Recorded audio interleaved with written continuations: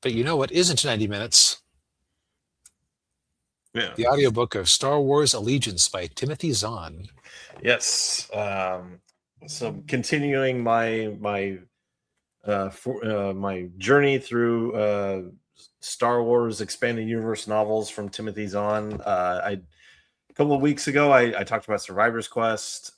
This one, Allegiance, is actually takes place shortly after the events of A New Hope, where the rebels are just coming off their victory from the Death Star, but they're, of course, they had to leave Yavin 4 and they're moving around.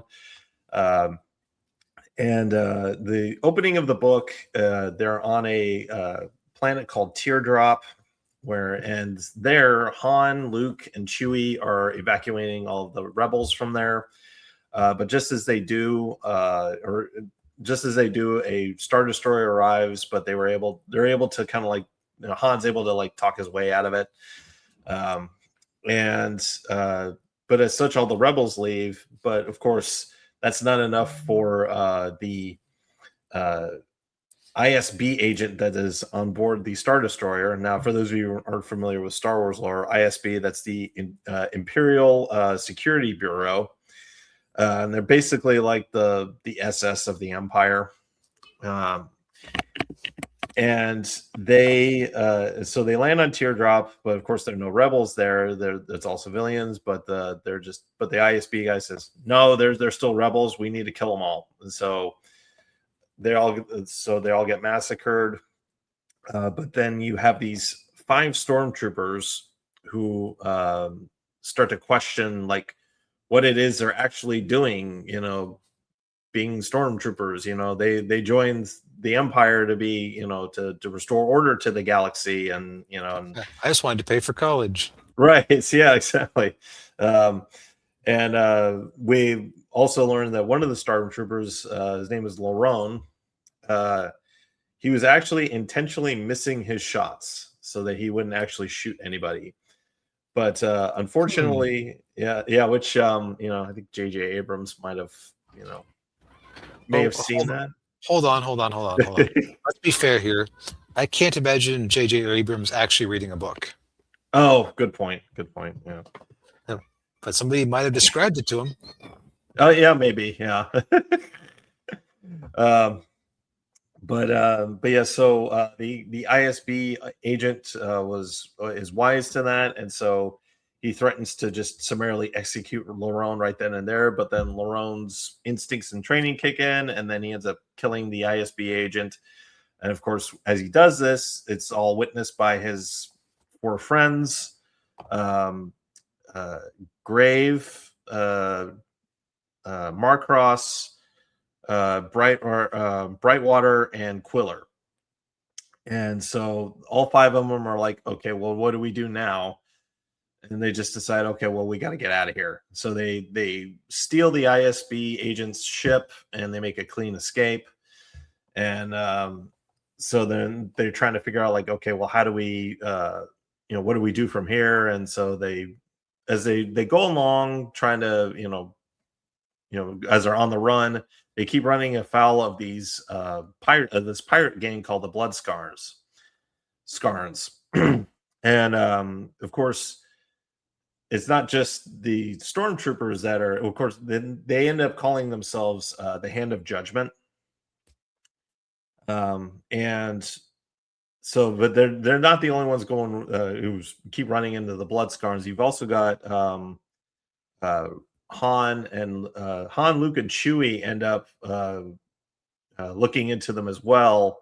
They start doing that instead of going with Leia to another planet to meet with some rebel leaders, because she goes off and does that. And of course, part of the subplot there is that Han is like, you have to remember, of course, this is shortly after A New Hope, so Han is still not quite like sure that he wants to be part of the Rebel Alliance.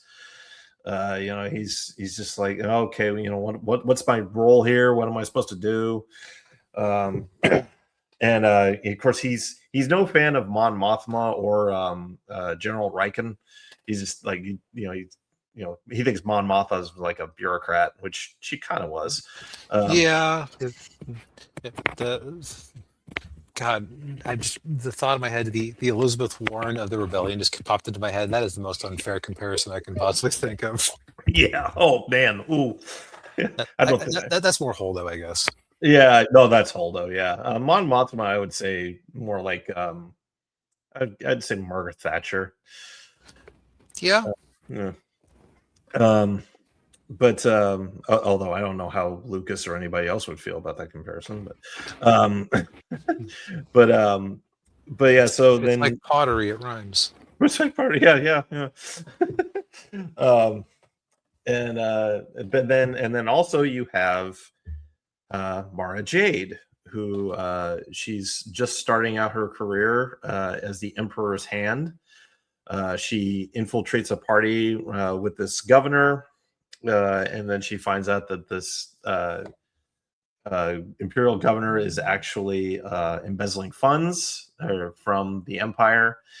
And but then so she reports back to Palpatine, and then she wants to investigate it further, so Palpatine lets her, and then that's when she runs into the Blood Scars.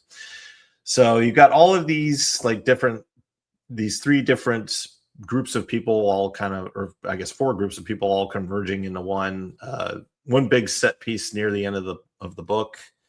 And you've also, of course, shouldn't also mention Darth Vader makes a few appearances in the story. And he has some interactions with Mara Jade. And for those of you who know a lot about Star Wars lore, Darth Vader did not like Mara Jade at all. Man, even before the rule of two was a thing, officially, you gotta have to go wait. I gave up everything to be your apprentice, and what? You want a new, different apprentice? Yeah. Yeah, and there's even a scene in there where there's a bit of a misunderstanding between Vader and Mara, and Vader tries to take Mara's head off with his lightsaber, and she's just like, hey, take it easy. By the way, Mara is 18 in this story, as Timothy Zahn wants you to be fully aware of. Is this like in Star Trek 1, where the bald woman declares that her chastity is, or a vow of chastity is on public record or something? It's something like that, yeah. In terms of how awkward it is. Yeah. But I will say the story, it's a overall, the book it's a nice tight story. It's not Zahn doesn't get too bogged down in a lot of the minutia of the plot, or or everything that's going on in the Star Wars universe. It's not like the Hand of Thrawn books that I thought were just like really slow and just like took forever. It seemed like it took forever to get to the point. This one is much better, and it's although I will say one drawback or one negative I do have is that you don't get a whole lot of characterization with the Hand of Judgment. You get a little bit about Laron's backstory and Marcross's backstory, but that's just about it. Like, you don't really know a whole lot about the other stormtroopers. And that might be kind of intentional on Zahn's part, because there's like, well, they're stormtroopers, and it's just kind of just how we view stormtroopers, Yes, indeed. Yeah, but other than that, I mean, it's a decent it's a good book. I